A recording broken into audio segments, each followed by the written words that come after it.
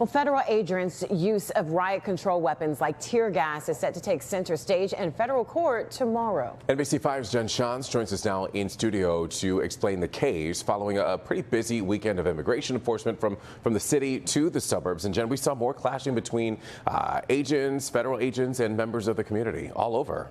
That's right. And from the videos and the interactions we've seen, Evrod and Michelle, the clashing often centers on the use of force. That's something this weekend DHS is standing by, including using tear gas in Irving Park.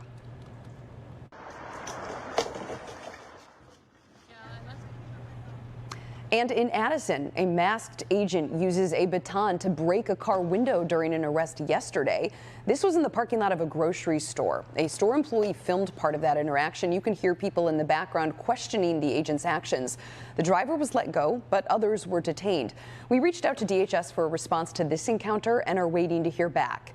Now to Irving Park, tear gas and more arrests on Saturday as neighbors were having a Halloween parade. Julian Villegas, his brother, was arrested, and he described what he saw. They threw a tear gas inside of the car, one of the cars, and then they threw another one, so that way they can back the people up. Now, in that case, DHS says, quote, federal law enforcement issued multiple lawful commands and verbal warnings, all of which were ignored.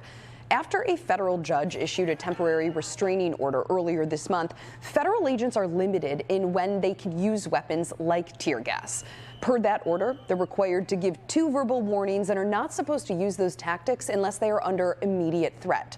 This scene in Little Village last week, where Border Patrol Commander Greg Bovino was seen throwing a gas canister toward a crowd, prompted tomorrow's court appearance.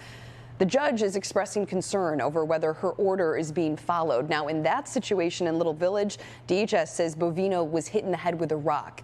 He is required to appear in person tomorrow. We will be following that case very closely and bring you any new developments. Evrod, back to you. All right, Jen Shans with the details there and the very latest. Thank you so much.